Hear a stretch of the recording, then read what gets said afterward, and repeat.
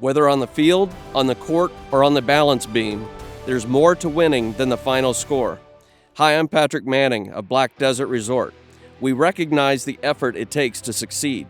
That's why we are proud to partner with Utah Checkdown, the podcast that tells you the story before the game, then gives you a recap of what happened when it's all over, the grit, the glory, and the disappointments.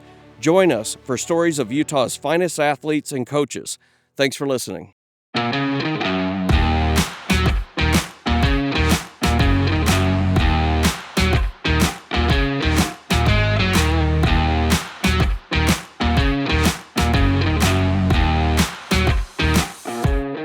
You're listening to the Utah Checkdown podcast. And now your host, Josh Furlong.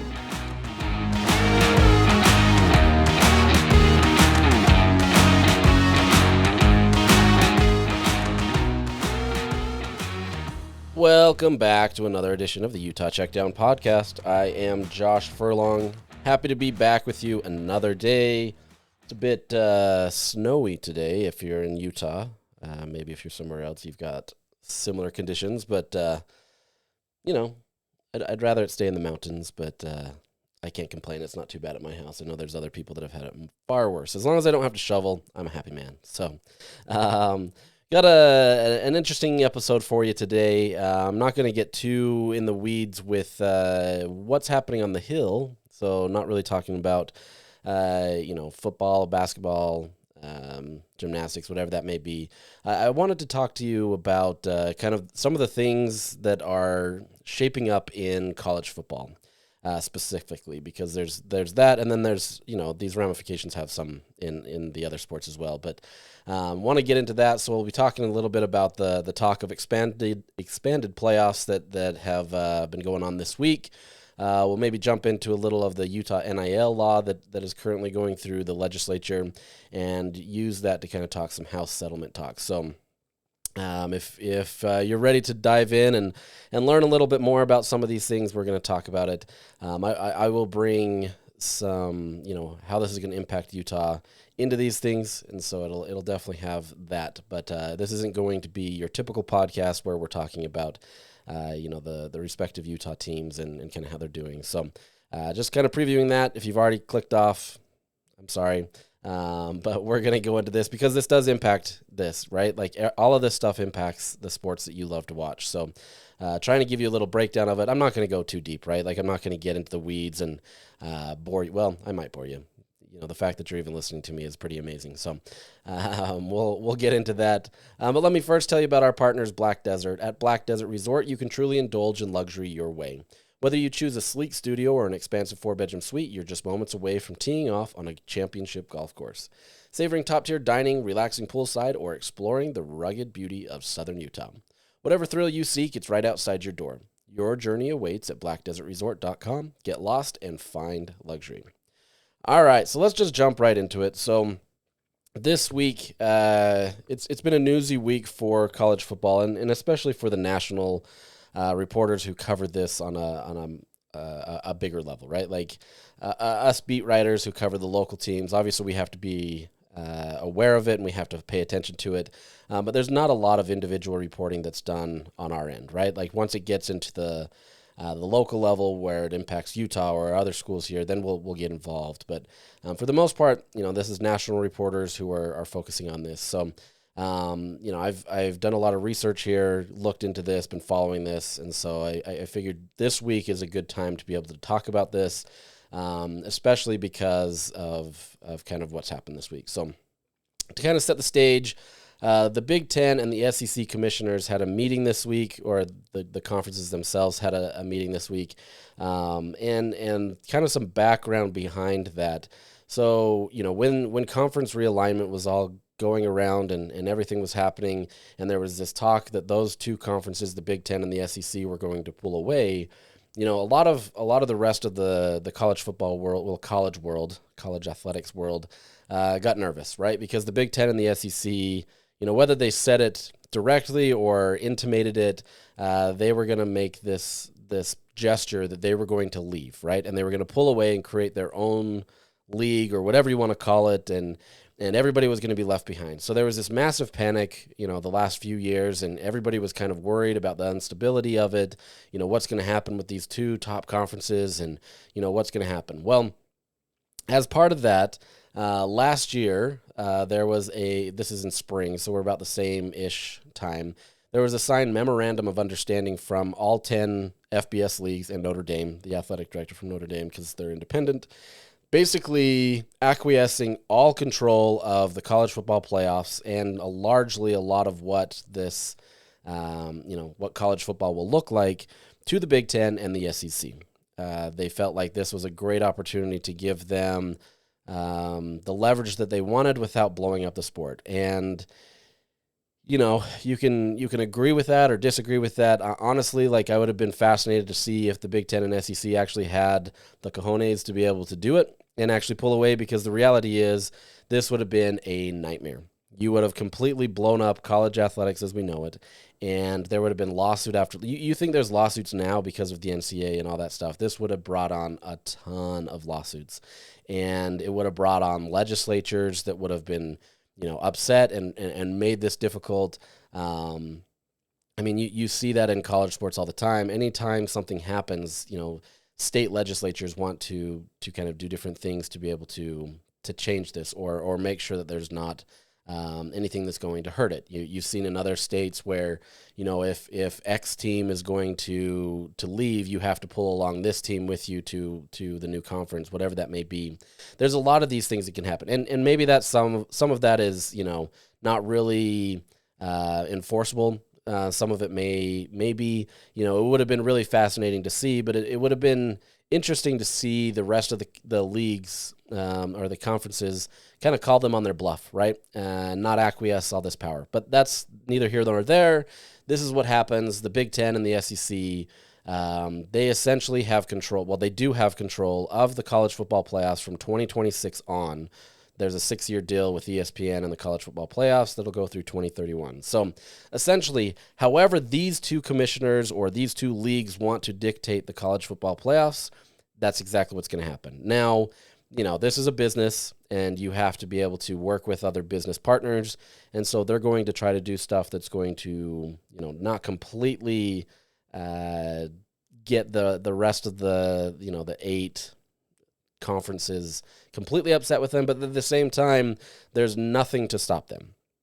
So essentially, this is the last year of where the entire FBS controls the how it works, right? So, for example, the 12-team playoff right now, where you have the top 4 seeds and then they're slated into different things that way, that has to be changed by unanimous consent, right?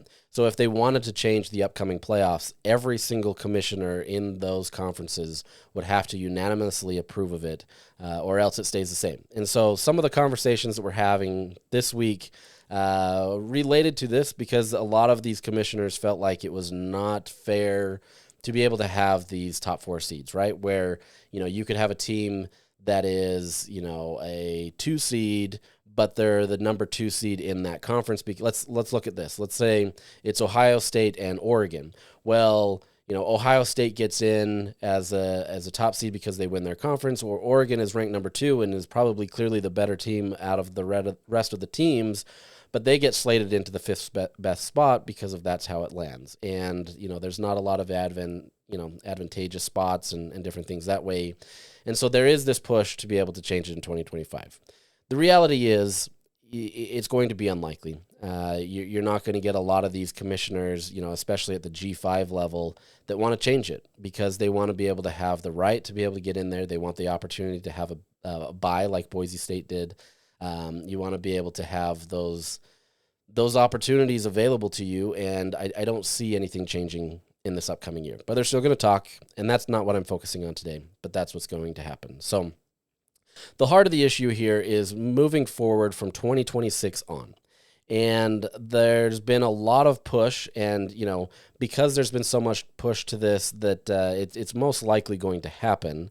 And I'll give you kind of the background, set the stage, and then kind of give thoughts on how it impacts Utah or local teams, kind of my general thoughts covering the sport on this kind of stuff. but I'll give you the background of what this is. So essentially there's two options available on the table right now, and they're weighing whether you want to expand to a 14-team playoff or a 16-team playoff, okay? And so, there's not a lot of differences between these two other than, deciding on how many teams there are. Now, there are differences, and I'll break that down. But with essentially what this does is they want to try to get more money, right? You want to be able to get more games. You want to be able to get more inventory. And all of this stuff essentially is just to try to get more money. And so, you're blowing up college sports in a way just to be able to find a few more dollars here and there, right? That's what conference realignment's been. That's what expanding the playoffs has been. And that's just the nature of it, right? You're hearing that conversation being had about the, March Madness, trying to expand it from 68, expanding to 4 extra teams from the 64 to get that play-in game. That met some frustrations early on, but at the same time, it wasn't too bad. Now there's talks of potentially going to, I think it's 76. You have a bunch of play-in games to be able to get into the tournament. Honestly, it becomes a nightmare, and you're ruining a product that has been so successful, and why mess with it? But, all these conferences, they want to have more teams in there because then they can get more money out of that distribution. So money is king, and if you haven't learned that about college athletics yet, where have you been? So with that in mind, beyond the money, that's going to be the undertone of all of this stuff. What these conferences want, and especially the Big Ten and the SEC, is they want more teams in the college football playoff, right? And it's not even the fact that they are expanding it with the hopes of being able to get these teams in there. They're expanding it to automatically put their teams in there. And so what would happen is no matter which format you have, whether it be the 14 or 16, how it would be distributed is you'd have 4 automatic qualifiers from the Big Ten, 4 from the SEC, and then the ACC and Big 12 would each get 2. So you've got 12 teams right there. And then beyond that, depending on whether you go 14 or 16, there's always going to be one spot to the highest ranked G5 team. So, that's the Boise State this year. And then you've got, depending on 14, it would be one at-large spot, but that is guaranteed to Notre Dame if they're ranked inside the top 14. That has already been agreed upon, so there's nothing that's changed there. Nobody is disputing that. That's already there, okay? Now, if there's a 16 team, now you get 3 at-large spots. And if Notre Dame's involved, then you essentially have 2. And so that gives 2 extra teams an opportunity to get in there. Obviously, the Big Ten and the SEC, they feel like they're in a position to be able to say, hey, look, maybe those teams could be ours. But you know what? We're going to be generous and not automatically guarantee that, right? And so you're essentially just saying that rankings do matter, but at the same time, they only matter in the sense of how they relate to their conference to an extent, right? And so the top 4 Big Ten teams, the top 4 SEC teams will go in, top 2 ACC, Big 12 teams, those teams will go in, and it creates a system where they're trying to essentially limit what the selection committee does. They don't like the system that was created, and yet these are the same people that created the selection committee. They're frustrated. You heard the arguments about Alabama being left out this year. I mean, the reality is you got to win those games, but we're going to continue to put more teams in there just so that we can make more money. And that's not to say that Alabama couldn't have gone into those playoffs and won any of those games. Like, that's the nature of the playoffs. That's the nature of a team like Alabama that just has more resources, has more opportunities, at least traditionally, that make it tough, right? And so you could easily put a team in there and they go on a run and you're like, see, Alabama should have been in there. Well, their season didn't do that. But that's not what these commissioners want, or at least these 2 commissioners. And so they want to have these automatic qualifiers. So essentially, you've got all these teams in there, and there's not a lot of wiggle room in terms of how that's done. So what would happen is in a 14-team playoff, the top 2 seeds would earn a bye. So only 2 teams would get a bye, and then you go into that, that 12-team playoff scenario. You'd have all these games. Ross Dellinger from Yahoo Sports did some historical data dating back to 2014 to kind of see how this would shake out, to see if those automatic qualifiers lined up essentially with how many of these teams make it to the playoffs, or at least would make it to the playoffs under this model. Obviously, we've only had 1 year of expanded playoffs, and so you can't fully say what that is. Some of these selection committee rankings may have been different, but based on what we have, looking at the rankings ahead of conference championship weekend, because it's the most fair look, or equal because there's some teams like a Notre Dame or other teams that aren't in there, this is kind of what he looked at. And so he used the current conference affiliations. So Utah would be in the Big 12, USC, Oregon, they would be in the Big 10, that kind of stuff. And he looked to see, for the last, 11 years, 10 years, whatever that is, how many teams would come from each conference. And so essentially it averaged out to the SEC would get 4.7 teams every single year, dating back to 2014. Big 10, 4.6. So essentially they're about the same. There is a drop-off where the Big 12 is next at 2.1 teams, ACC at 1.8 teams, and Notre Dame 0.45 teams. They basically get there every other year. A G5 team is 0.27. They're not there that often based on how this goes. And so, some people can look at that and say, based on the historical precedents, the SEC and Big 10, they should have 5 teams in there, right? They average about 5 teams in there based on how this would expand. Big 12 and ACC are right in line with their 2. Notre Dame, G5, you're willing to do this. And so it's easy for the SEC and the Big 10 to say, oh, see, look, we're doing you guys a favor. We generally average about 5 teams if this were to happen, but we're only going to take 4. This is a great talking point if you're them. You make people feel good, make you feel like we're giving you something, and everything's going to be good. Now, look, the reality is the Big 10 and the SEC, for as long as football has been around, or at least in any of us that can really remember, these 2 conferences have generally dominated, right? Obviously, Texas, Oklahoma, they were in the Big 12. There's been some ACC teams, Miami, Florida State, Clemson. Obviously, there's teams that have won. But by and large, the SEC and Big 10 have won the most at the highest level, right?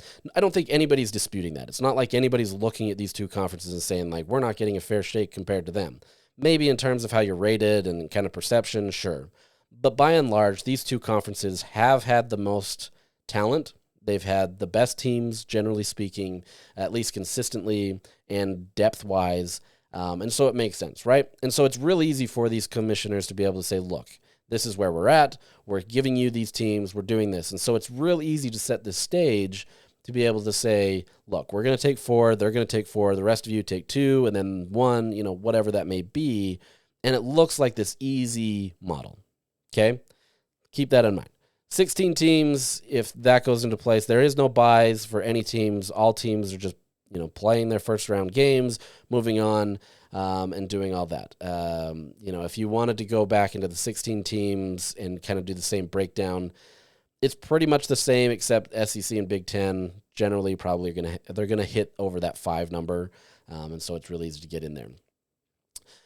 So that's basically the background of what is they're trying to do, right? They want to be able to establish this precedence, to be able to give them power, but also to be able to give them automatic qualifiers into the conference or the college football playoffs. Man, I'm all over the place. Sorry.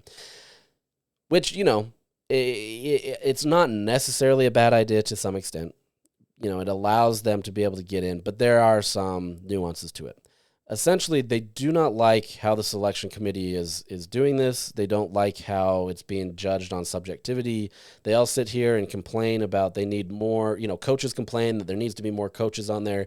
There have been coaches on there. There continues to be people that understand the sport. They get in a room, and you can have some group think, and you kind of all start thinking the same and kind of coalescing around teams that, really probably wouldn't have been there if anybody objects or whatever. But by and large, the selection committee has generally gotten these rankings right? I mean, it's hard to say fully, whether a team is 4th or 5th, you never know, and it depends on how a team is getting hot, and all it takes is matchups being right, and you can do it, right? We all understand that. That's the same way in March Madness. That's why a 16 seed can, every once in a while now, beat a 1 seed. 2-15, 3-14, those types of things. It happens, right? All it takes is a bad matchup, and suddenly a better team on paper and probably in general is upset, and this team goes on a run, and we call them the Cinderellas, right? That's exactly what this is, and we love that in college basketball. Everybody loves the Cinderella story. Everybody's cheering for St. Peter's to go to the Sweet 16, to the Elite Eight, or do whatever it is. But in college football, it's the opposite. It's completely flipped. Everybody, and not everybody, I'm using that as a collective term. Everybody wants to see the top powers win. Now, some of that changed, with this 12-team playoffs, where you wanted to have some of these underdog teams come in there, a Boise State, an Arizona State come in there and wreak havoc on it. But at the end of the day, Ohio State, the one with, arguably one of the most dollars associated with the athletic department and how they spend, won it all. That's just it. And people celebrate that. And that's good. Like, that's fine. That's the way college football is. But you see it's kind of backwards to how college basketball is, where you're rooting for the underdog. That's why Gonzaga became kind of this team that everybody loves so much, is because for the longest time they were that Cinderella team. And then obviously it morphed into them being, this maybe not quite a blue blood, but a consistent team inside the NCAA tournament that can go deep, that can be one of the best teams in the country. It happens, right? So all that to say, they're trying to basically eliminate a lot of what the selection committee is doing. They want to be able to go off seeding. Obviously, they would rank these teams and put them in and say, okay, this team is better than the other. But by and large, it would be kind of already set. The top 4 ranked teams, and you could argue that, this isn't going to change arguments. It's not like suddenly, Alabama should have been 4th instead of 5th, and they got left out, that kind of argument. Those things are going to still happen, right? And there's a lot of things that go into this, but those things are going to still happen. Also, as part of this changes how conference championship games are played, right? As part of this conversation, there has to be a change in how conference championship games are played. Because if you are getting the top 4 seeds in there, what does that game even look like? If your number 1 and number 2 seeds in the conference are easily in, is there really a reason for them to play in that game and potentially knock either one of them out? Maybe. What this would do is this would essentially allow each conference to establish ways to get their own auto qualifiers. So this becomes even more tricky, because now let's say you have the Big Ten that is saying, look, we're going to give the top 2 teams in the conference not a bye, but they're not going to play in the conference championship game. They're automatically going to be into the playoff. Maybe it's a play-in game for some of these seeds. Maybe it's a 3 versus 6 seed, or I don't know what this is, but you can put in however you want to do that, and essentially it becomes a play-in games to the playoff, or at least that's how it could be viewed. Some conferences could just stick with the championship. Texas plays Georgia in the championship game for the SEC game. Both teams are essentially going to be in the playoff. Doesn't really matter if either one wins or loses, but what value does that game provide? This game has already had little significance outside of just saying that you won the conference, but that's also been a negative for some teams who they had this hot streak, everything was going well, and then suddenly lose this game and it hurts them.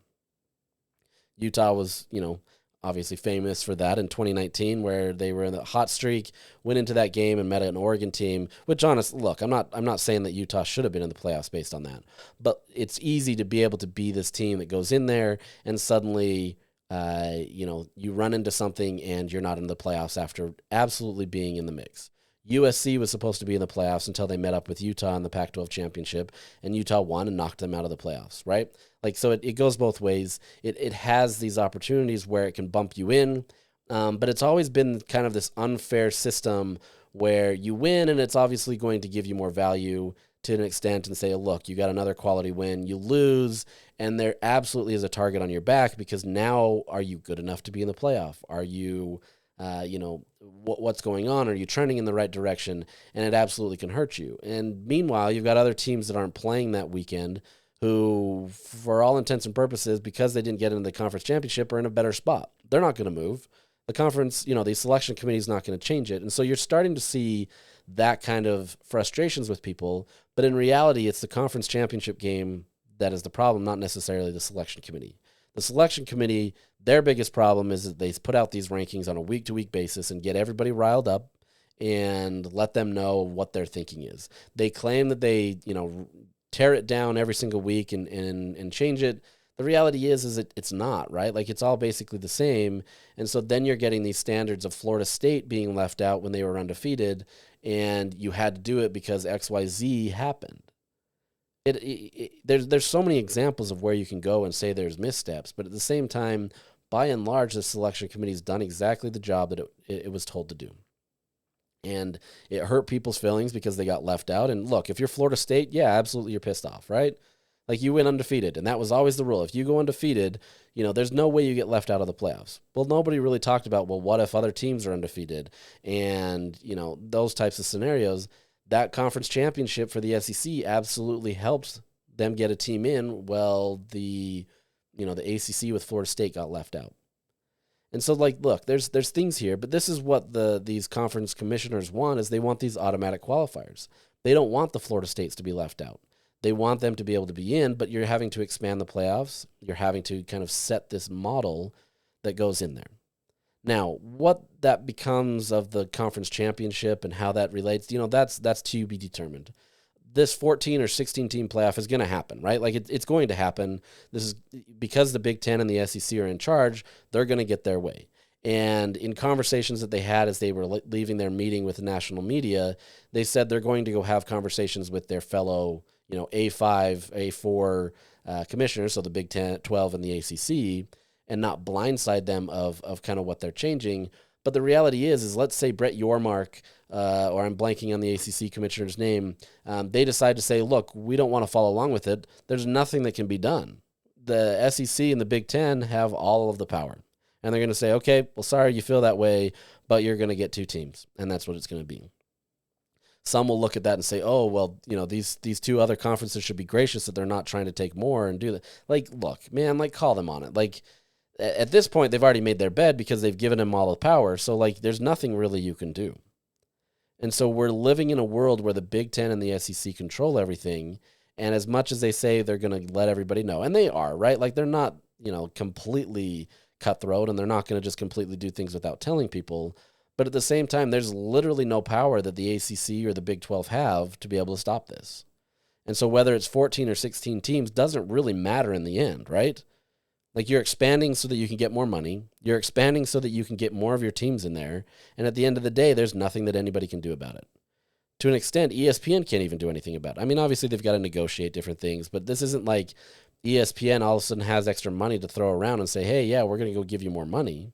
Now, let's not cry for ESPN, because ESPN and Fox were the ones that, really changed a lot of the conference realignment and got us to where we're at. So there's a lot of frustrations going all around. But the reality is you're going to have a 14 or 16 team playoff. And maybe this sounds dramatic of like, oh, this is changing college football and everything. And look, I'm not trying to get into the theatrics or dramatic here. But at the same time, this will change the landscape of college football. And you're going to have a continual power struggle between the two top conferences and everybody else. And that's not to say that that's a bad thing, right? We all get it. Everybody wants to be in the Big Ten and the SEC. And there's talk about, maybe in the next conference realignment that they change and suddenly it turns into, a power structure where the top, 50 or 40 or whatever teams go into these top two conferences, and there's relegations or whatever that may be. Who really knows? The reality is the Big Ten and the SEC are controlling it all anyway. So whether you don't think that it's here yet or not, it is. And so you've got these two conferences that are going to do whatever they can to try to get the most money that they possibly can. And by and large, they're generally going to have the best teams. But that's not a guarantee. You've got now NIL, you've got a transfer portal, and as we've seen, all it takes is for a good transfer class to be able to come in, hit right, and suddenly things change, right?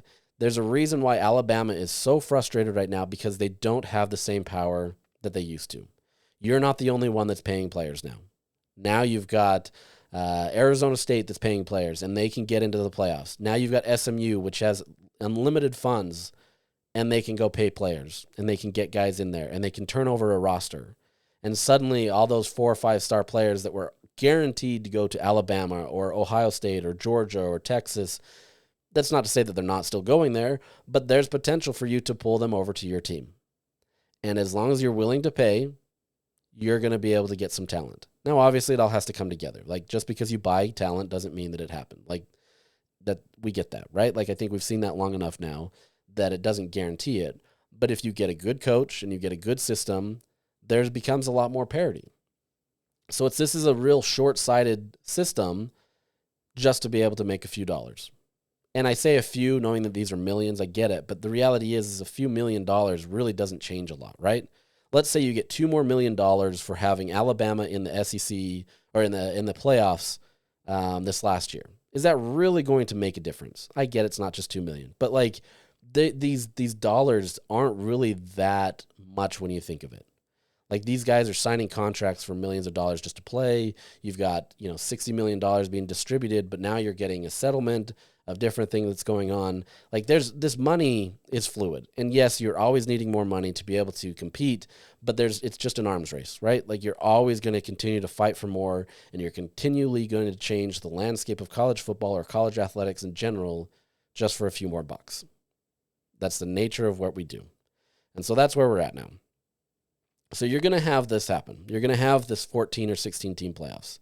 The reality is this is going to be, I don't know that it provides necessarily any more of a competitive advantage. 1 year of a 12 team playoffs doesn't going to tell us everything, right?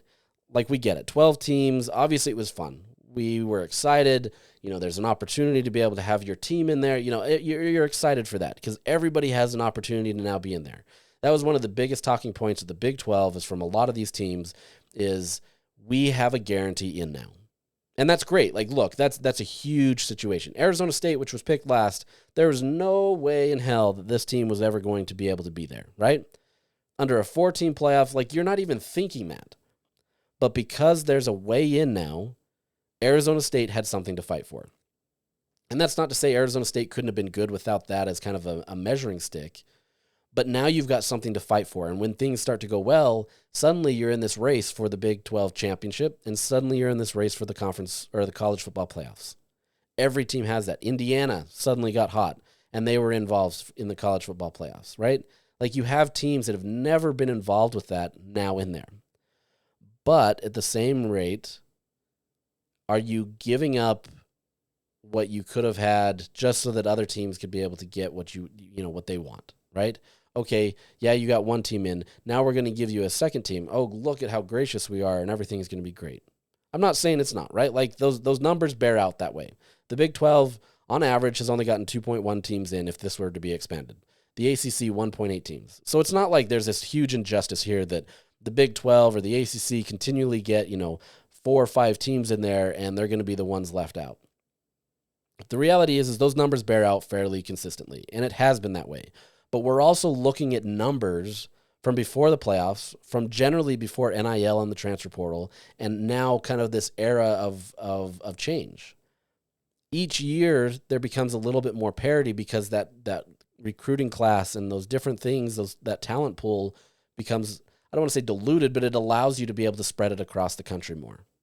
Like I said, Arizona State, Colorado, all these teams, they can pick up a lot of these players that were never going to be available to them before then. Even when Deion Sanders, came to coach, if there was no transfer portal the way that it is now, he's not getting that same talent class. And then he has to go through the recruiting process that everybody else had to do. There's a lot more parity in college football than there ever has been. And that's why, as frustrating as it is for some people to get the whole NIL situation and the transfer portal situation, there is huge benefits to every single program if you balance it right. Texas Tech right now is going through a massive shift in how they operate.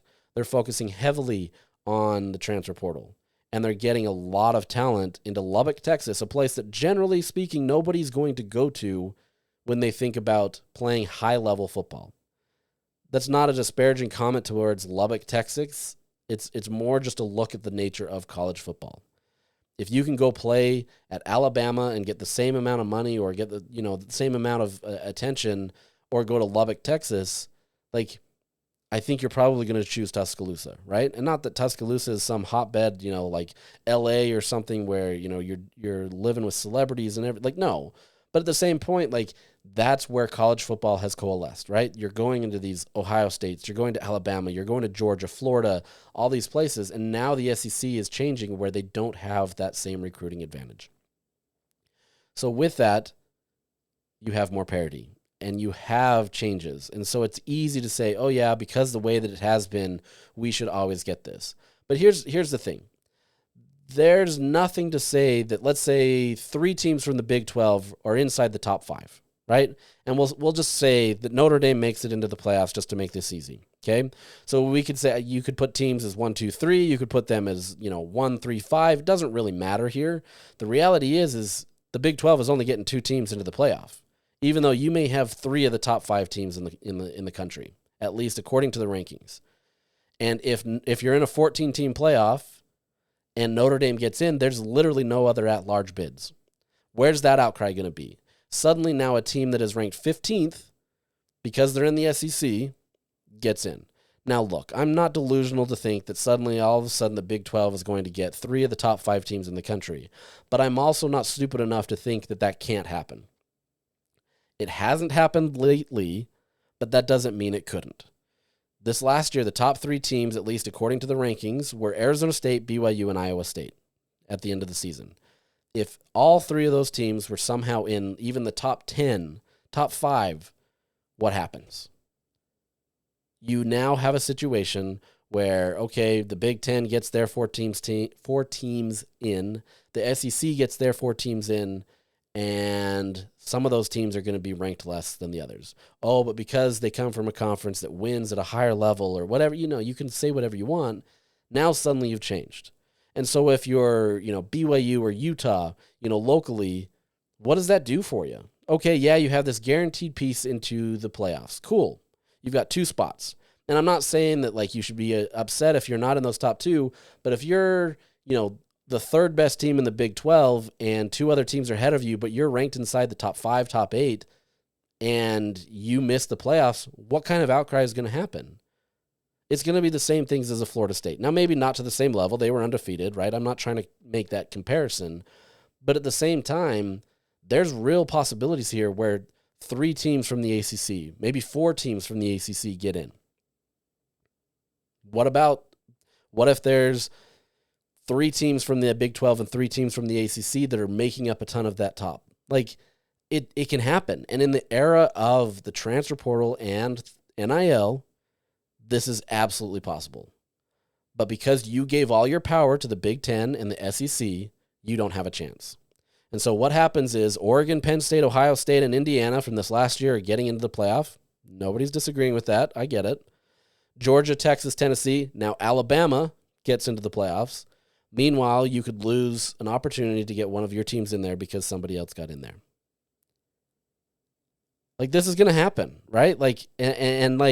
Maybe you get lucky and maybe it doesn't happen for a long time, or maybe through the duration of this 6-team or 6-year playoffs that it doesn't happen. But none of this is ever going to be fair, right? Not that college sports is fair, and I'm not requesting that it's fair, because it's not. But you can see some of these problems. You can see what's on the horizon where you can say, okay, this is what can be the case. Generally speaking, yeah, those numbers are probably going to bear out fairly consistent, right? The Big 10 and the SEC are probably going to have the bulk of the teams. But even then, the SEC and the Big 10 could have their frustrations too when, they have one of those banner years where 6 of the 8 teams from the SEC are ranked inside the top 10. Now what do? Now you only have 4 of those teams. Now the Big 10 and the SEC are clamoring for more teams. Well, we always have consistently the more teams. It doesn't matter which way you paint this, there's always going to be some frustrations. Let's say you expand to 14 or 16 teams and Alabama gets left out again. Are they just going to be satisfied with that? No. And so suddenly you get this change that works, but it doesn't still. There's no perfect model, right? And there's no easy way to do this, especially if you have automatic qualifiers. And unfortunately, it's a short-sighted situation that allowed the Big 10 and the SEC to collect what they wanted, and now they get what they want. Are they going to be frustrated at times too? Like I said, in those scenarios where they have more teams? Sure. But by and large, they're the ones that benefit the most from this, where they have allowed themselves to guarantee teams that are in there. And sure, they can say, oh, well, we gave the ACC and the Big 12 two teams, and we allowed for a group of 5 team to get in there. Don't. If you really, really, truly cared about the seedings, if you really wanted to take the best 14, 16 teams, you would go off of those rankings, just 1 through 14, 1 through 16. And sure, there's problems there. We've had that with the BCS. We've had that with selection committees. Whether you're judging a team as being the 14th best or the 18th best, it gets a little murky. Let's be real. These conferences aren't equal. And as a side note, as part of this, the SEC would consider moving to 9 conference games. So all of these power conferences would have 9 conference games. They would also have an agreement with the Big Ten where they have a scheduling agreement. So essentially now they've got 9 conference games, and they're getting a 10th game against a Big Ten or SEC opponent. So good for college football, right? In the sense that now you get some parity in that regard. You're now getting bigger time matchups between 2 conferences because they don't worry about the season. They're worried about being able to, obviously the season matters, but they're not worried now anymore about saying pitting Alabama and Ohio State in a non-conference game. Because they know that as long as they run the table or they do well in their conference, those top 4 teams are going to be okay. But once again, you can't sit here and say that you only really care about having the top 16 teams or 14 teams in, when in reality, you just care about yourself. And I'm not saying that they shouldn't. Every conference has to do what they need to. But this is the problem when you just turned over all of your control to 2 conferences. And so that's where we're at. That's all I'm going to focus on that. That was a long time. I'm sorry. 40 minutes. That's tough. That's tough, but that's the nature of it. This puts Utah and BYU in a tough spot. Obviously, it puts them in a great spot in the sense that there's 2 opportunities now that they could get in there, and maybe a third if there's a 16 team, and you can maybe steal one of those other at-large bids. But you're still second class in this situation, right? You're not the Big Ten, you're not the SEC, and it doesn't really matter how high you are in the rankings so long as you're the first or second best team in the conference. And maybe you're okay with that. Maybe that's an okay spot. And I'm not saying that's a bad spot, because this year, if you could be the top 2 team in the Big 12, great. Now you're in, right? But, there's unintended consequences that come as part of that. So let's move on. Let me first tell you about our other partners, You First. With your You First Rewards checking account, you can earn monthly reward points for buying something special for your best friend. Then you can redeem your reward points for something special for yourself. And with no monthly maintenance fees plus free ID theft protection, you can love that the You First Rewards checking is big on perks and peace of mind. Put your checking account to work for you so you can spend more time doing more rewarding things. It's easy rewards checking with You First Credit Union. Check out the full details at youfirstcu.com. All right. If your eyes have not glazed over and you're still with me, there is a current piece of legislation at the Utah legislature going on. It's called the Student Athlete Amendments. So this basically amends a bill that has already been passed about how student athletes can make money, but it's amending it in a way. Shortly, it's so that student athletes can get money from an athletic department, right? And so regardless of this ongoing House settlement, and I can explain maybe some of that briefly to you in a second, but regardless of whether the House settlement is approved or not, Utah can allow its athletic departments to be able to pay its players from its athletic funds. So they would still be able to take third-party deals through NIL, right? But at the same time, this is something that would allow them to be able to just do this on their own, regardless of whether the NCAA moves this way.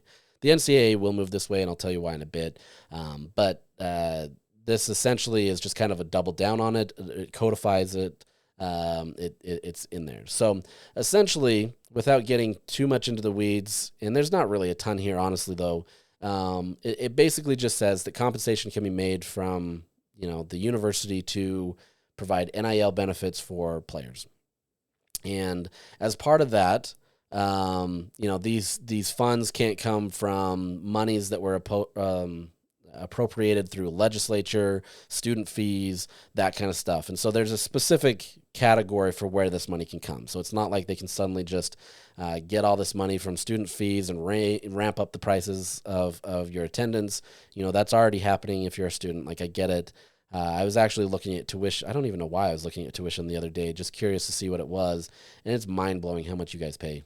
I was frustrated when I was, paying tuition.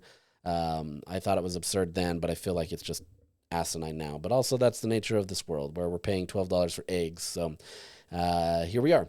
But basically there's a set fund that would allow these departments to be able to do this.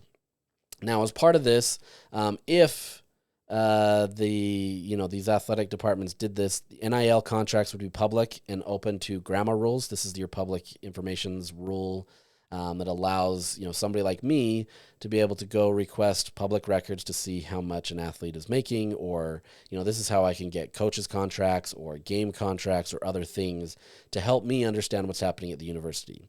It's an accountability thing. And quite honestly, the state of Utah has done a ton recently to try to limit, somebody like myself or you, this isn't just applied to journalists, to get information. And for public institutions, it's absolutely imperative that we have this information public.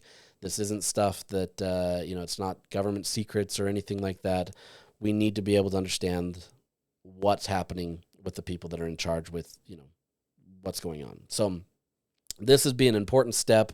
I'm curious to see how it works. Honestly, I have outstanding grammar requests that continually get pushed down the aisle. Like it happens. So, people find ways to thwart it.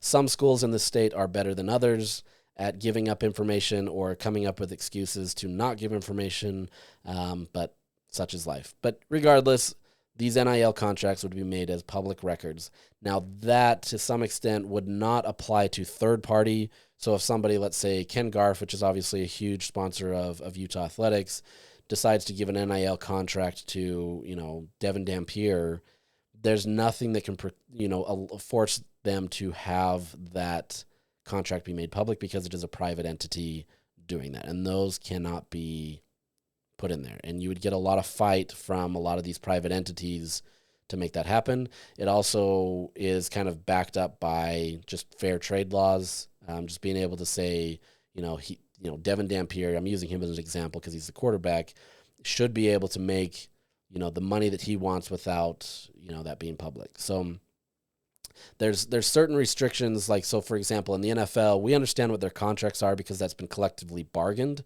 So that's something that they've agreed to do, even though these are private entities. But let's say, Patrick Mahomes is contracts with Allstate or any of these other athletes and their contracts that they do, we don't understand what those are. We don't know how much they make unless they tell us. And I don't think there's a push to get that, and I think that's fine. But I think if it involves public monies, it's important that we understand what happens. So as part of this, they would also say that as part of this legislation that any of these students are not employees of the institution, even if they are compensated with NIL. So that's just a clarification. And then the state board would audit these athletic departments every 5 years, starting in fiscal year 28. And so if you decide to do this, that would be the case where you'd be audited. I mean, these guys get audited to some extent with their finances every single year, but this would be more in depth. Obviously, people don't like audits, and so take it for what it's worth. But that would be the case. As part of that, the athletic department can't prevent an athlete from competing for taking NIL or hiring. So you can't say because you took money you can't play at the university. That's put in there. Also, any contract over $600 would have to be submitted to the university to be approved. It still has rules on things that you can't promote, like tobacco and e-cigarettes, vaping, alcohol, marijuana, gambling and betting, sexually oriented businesses, and firearms. So those things still are in there, and that's essentially what it is. So those are already in the laws, by the way. Those are just kind of more further in there. You have other states that are taking it a little step further and saying that the NIL dollars will be tax exempt. Georgia introduced this. Alabama has created similar legislation. I believe it was Indiana today decided to do the same thing. So you're getting these states that are trying to do whatever they can to get a competitive advantage in college athletics. And you're going to see more of this, I would assume, barring the NCAA actually creating better rules that allow these types of things. But any state is going to do their best to be able to be competitive. And what they're doing is the reason why legislators are getting involved in this and this becomes an issue is because they want to be able to have that competitive advantage where if your teams in this state aren't able to compete, you lose dollars as a state. That's just the nature of it, right? And so once again, it goes back to money. Everybody wants to be competitive, not just because BYU or Utah has the best team. They want to be competitive so that they can continue to bring tourism into the state. You can bring in money. You can do all these things. The thing is, when anybody comes to BYU or Utah State or any of these other programs, that brings tourism dollars to the state. You get people that come that may never have come before, but because of a football game or basketball game or whatever that may be, now they're coming to be able to spend money. They got to get in the hotels. They've got to eat. They've got to go visit sites. You know what I mean? Like this all is a huge economic advantage for the state. And so if you can keep competitive teams and do things to be able to make sure that it's easier for them to be able to recruit and get guys here and keep competitive teams, the better your money can be. So that's why you're seeing things passed where, you know, there's a business district in downtown Salt Lake or an entertainment district where Ryan Smith is trying to pass that because, once again, that brings money. And so you're going to see a lot of legislation, maybe not a lot, that's maybe an exaggeration, but you're going to see legislation from a lot of these states that are going to continue to try to find nuances in the law or ways to create new laws to help that. Utah's is essentially just guaranteeing it, that you can pay regardless of what the House settlement is. They now have an opportunity to get money from the athletic department. So, you know, nothing too earth-shattering. This isn't something that's too crazy, but wanted to read you in on that. And then lastly, just with the House settlement, it's getting close. The biggest deal here is last week when Trump got into office, he changed a rule that the Biden administration had put in place that would require Title IX laws to be enforced on the payments. And so what happened is, as part of this House settlement, and I don't need to get into the nuances of it because it's a lot, but essentially this allows athletic departments to pay players, and they can, you know, diversify that money to whichever sport they want. At least it has to be distributed, but you can put 90% of the football program and then remaining 10% for everybody else. The Biden administration had made a Title IX argument saying that those payments have to be made equally. Trump's administration and the current Department of Education has argued that, you know, there's nothing about Title IX that says how revenue is generated or how that should be distributed. And so we're basically back now to that system where that House settlement, there's nothing precluding it from going forward. A judge has to essentially agree to this. So there's, you know, all these athletic departments are operating that this is going to happen. I know the University of Utah has prepared for this for the last few years. They're getting ready for it. I'm not entirely sure their readiness for it or if they have a full understanding of everything that needs to be done, but they're fully aware of what's going on and what they have. So essentially what would happen is this would give a $20.5 million annual cap for the athletic departments that they could spend. You don't have to spend the full $20.5 million for your athletic department out of your own athletic funds, but that's the cap, right? And those will be tracked by the NCAA.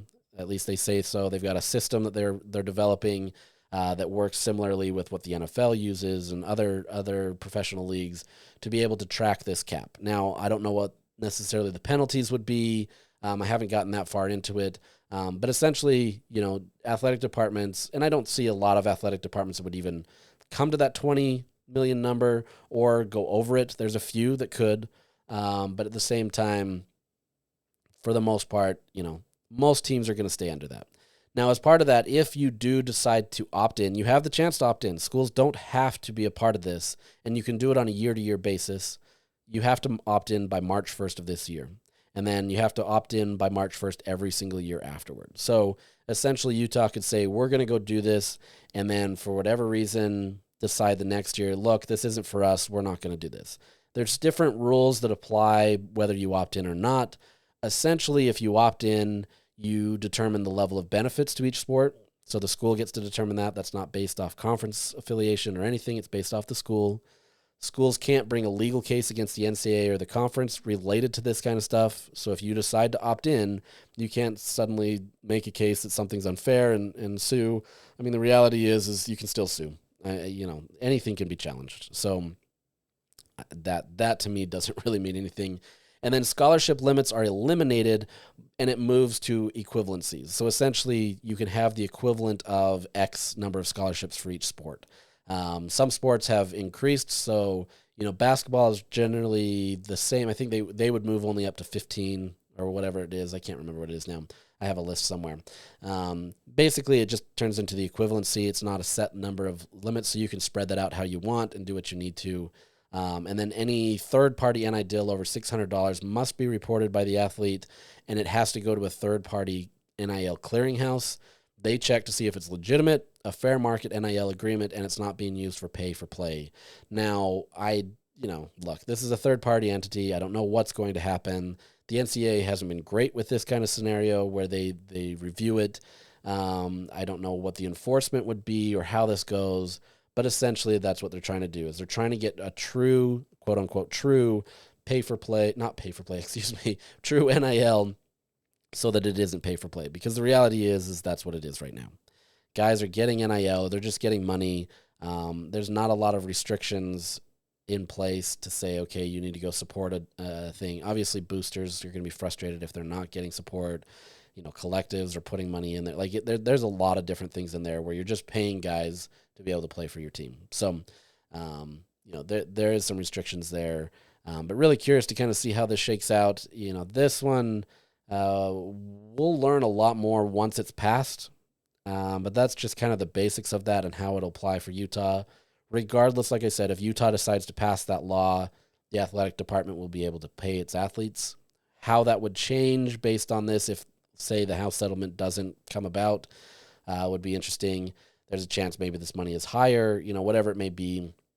But for the most part, college athletics is changing even more, and we'll see how it goes. So I hope this was enough education for you and I didn't just fully bore you.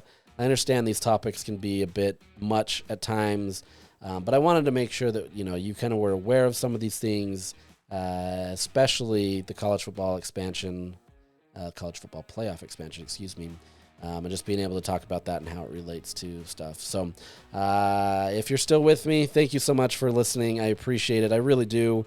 This takes time out of my life to be able to do stuff, but I enjoy it because I want to be able to communicate with you guys some of the things that I can't always just put into an article. So as I mentioned, I appreciate it. I'm grateful for you, and we will chat next week.